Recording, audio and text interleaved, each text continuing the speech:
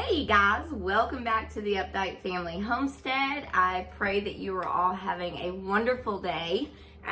Today's video is about preparing a meal with the last bits in the pantry. Haley actually requested that I do this video, and so that's what we're gonna do today. Hey y'all, we are the Updike family located in the mountains of Tennessee. We're excited to share our homesteading journey with all of you. From the farm to the table, we'll share the ins and outs, the ups and downs, from recipes and how-tos to our adventures of running a homestead. So come on in and join us. From our home to yours, welcome to the Updike Family Homestead.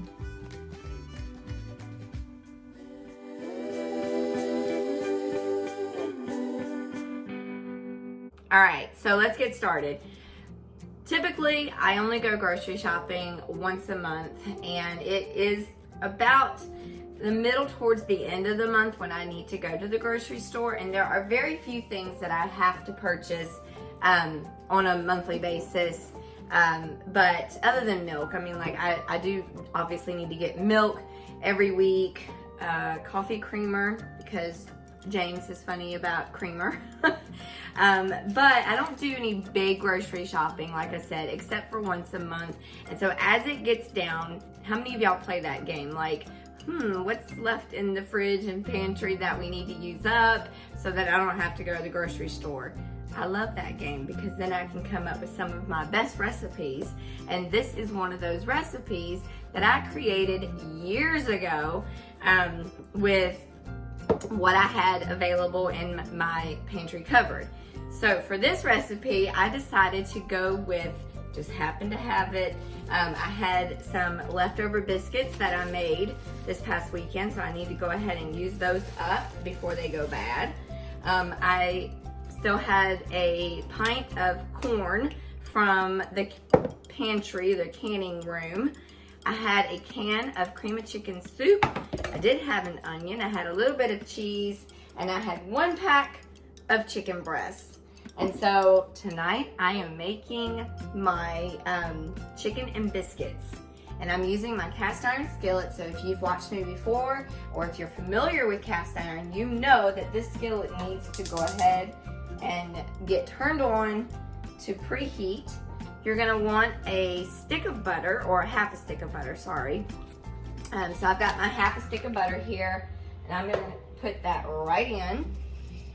All right, for my onion, we're going to chop this pretty fine. I mean, you know, I don't want it like so little that you can't taste it. That's a possibility, but I don't want big chunks. Like, I'm not looking for big chunks of onion.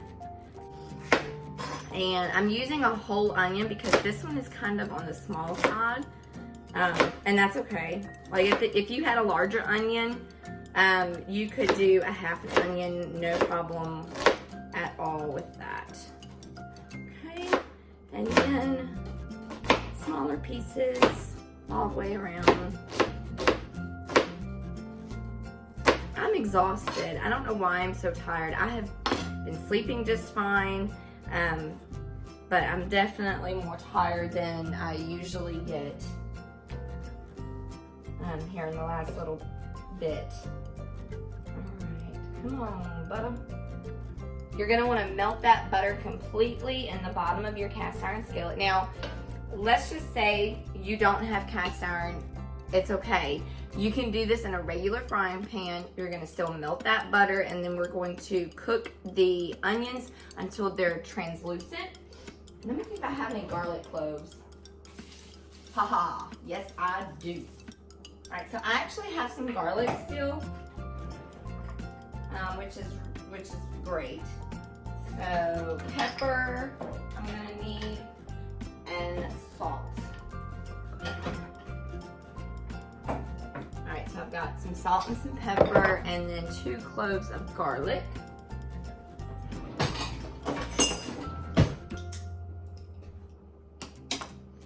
Once that butter is completely melted, we're going to toss in the onion and the garlic together until the onion is translucent.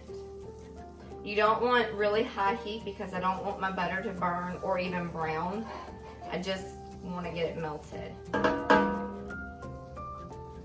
That has a nice even temperature. That's what I love about a gas stove top. If you don't have a gas stove top, you are missing out. Let me just tell you. All right, onion is in there. Pop my garlic press, or garlic into my garlic press.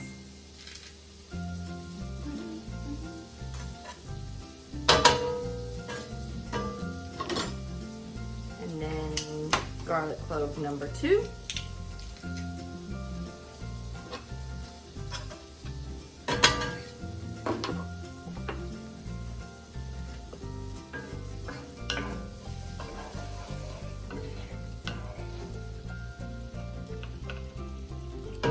All right, so like I said, even if you don't have a cast iron skillet, it's okay because you can still do this in just a traditional skillet. I just don't want to dirty up a bunch of dishes.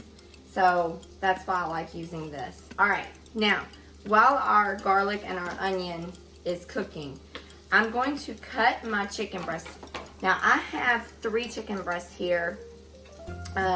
You can do this with 2 chicken breasts. You could do this with 4 chicken breasts. It just, you know, however many you have in your family.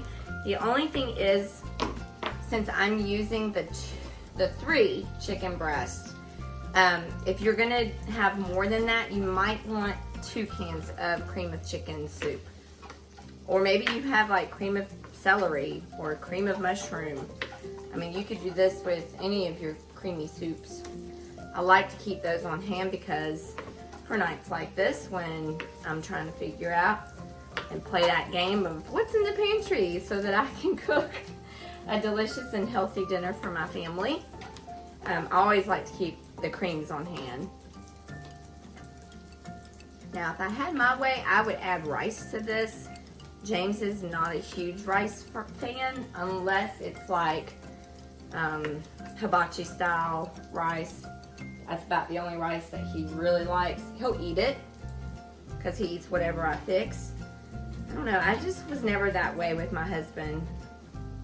Now don't get me wrong, like I've never made him eat something that I know he just cannot stand. Because I wouldn't want somebody to do that with okra and me. It's one vegetable, I cannot eat it. That and beets. I know, it's rare and it's weird, right? Because I'm from the South, so I should like fried okra and beets. I do not. I love Brussels sprouts. That's probably my favorite vegetable. And for years, James wouldn't even look at a Brussels sprout. Oh, he would be just, ugh. But then I started roasting them or sauteing them, and he loves them like that.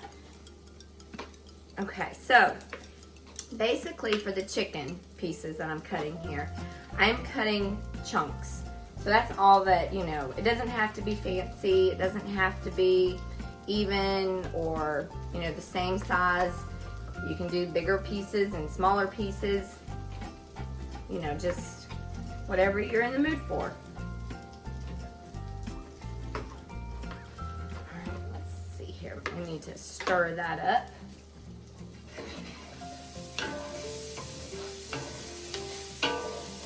And that was perfect timing. So my onions are now translucent. And so all we're going to do is add these chicken pieces into the skillet or frying pan, whichever. And we're just going to lightly brown them. Yeah, we're not looking to fully cook the chicken because we're going to finish cooking the chicken in the oven. Ooh, that reminds me, I'm so bad at that. Y'all caught that? Go ahead and preheat the oven to 350 degrees. And while the chicken is browning, now we are going to do our cream sauce. Okay. So I have a mixing bowl here.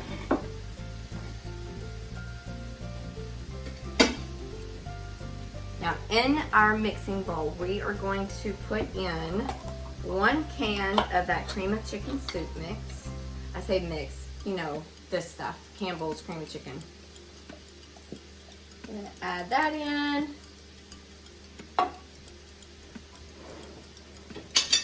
And I like to say a half a can of milk, considering this is all, I'm almost at a half a can. I did have some whipping cream, so I'm just gonna add a little bit of whipping cream to make it a half a can of milk. So I'm gonna add that in.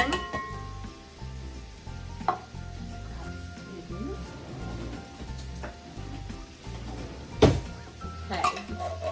And I definitely wanna make sure I get all of the broth mix, the soup mix, off of the side of the can.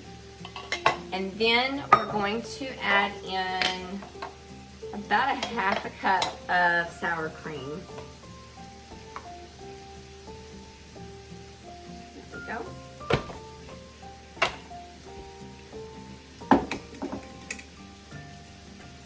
Some salt, pepper,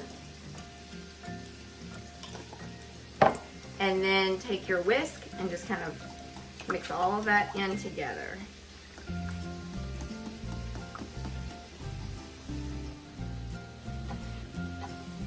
All right, now, let's say that you don't have corn, like in a pint like I do, just 1 can of corn, it will be fine. And again, if you're doing like more than 3 chicken breasts, you're gonna want 2 cans of corn. I don't drain it, and I would not recommend that you drain it, because that gives you just a little bit more liquid so that your chicken doesn't dry out. There we go. I don't want to damage my lids because those are a rare commodity right now. And then I'm just going to put, maybe, there we go. Put the corn right into that cream.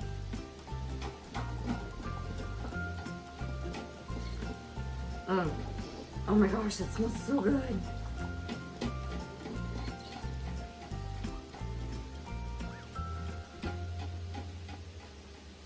All right, so just kind of well blended. It doesn't have to be perfect. All right, so now I'm gonna turn that stovetop off. This is when you're gonna wanna transfer your chicken and your onions and all this good stuff from your frying pan over to a casserole dish. And then mix your cream sauce, your cream mixture here, in with it. Since I'm not doing that and I'm just doing all of mine right in the skillet here, I'm gonna add mine right to it. Just like that.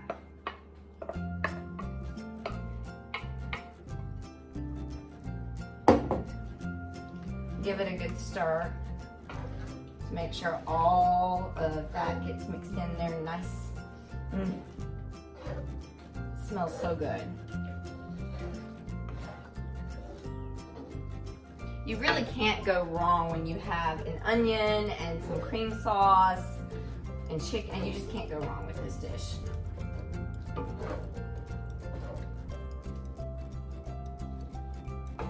Now I'm going to make sure that everything is nice and even. So like, you know, it's not heavier on one side more than the other. And you just want to make sure it's evenly spread out. Okay. Now, if you don't have homemade biscuits, it's okay, all right? If you have a can of biscuits in your refrigerator, pop those open, put those right on top. If you have frozen biscuits, then I would recommend maybe cooking them a little bit, or at least letting them thaw out enough so that they're not completely frozen when you put them on top here. So however many biscuits you have, usually I guess what's in a can, like 8 biscuits. I don't know how many I have here. I think I have 1, 2, 3, 4, 5. Oh, I have 6, which is okay. So I'm just placing my biscuits just kind of right on top. My oven has preheated, so see, I didn't run out of time. I'm gonna take some shredded cheddar cheese. and just add that on top all over. And this is going to finish baking in the oven for about 20 minutes.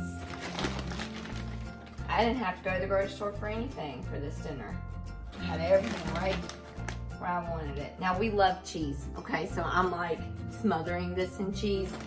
If you don't like cheese, you don't have to add it. Or if you want less cheese or more cheese, world power to you. Do whatever, you know, make this your own. That's what's cool about cooking, is because you can make it unique to whatever your family prefers. Like I said, if I had my way, I would put rice in it, but I'm not gonna put rice in it. All right, it's gonna go into the oven for about 20 to 25 minutes till it's nice and bubbly, and that chicken that we started sauteing in the pan is completely cooked all the way through. That's the great thing about cutting those chicken pieces or the chicken breasts up into smaller pieces. I'm gonna set my timer. All right, guys, so it has been a little over 25 minutes because we had some farm chores we had to do. So, but anyway, 25 minutes in the oven, and this looks delicious. I cannot wait. Oh my goodness. This is definitely one of James's favorite meals. So here we go. Look at all that yummy cheese, all of the cream, the corn. My dryer is singing to us, so we know it's a good day. All right, I'm gonna give him a big helping because I know this is his favorite, one of his favorite meals. Okay, so there you go. It smells so good. He's got a biscuit in here. There it is, right there. And then, and typically, I guess we do have more biscuits on top than this. Probably about 8 to 10 biscuits, but remember, it's work with what you have. And all I had were 6 already handmade biscuits that I had made over the weekend, and they needed to be used up. So we are gonna go enjoy this delicious chicken and biscuit meal. And I hope that you guys have a wonderful rest of your day. Get in those pantries, see what you have, and see what you can work with. Thanks so much for watching, guys. Bye.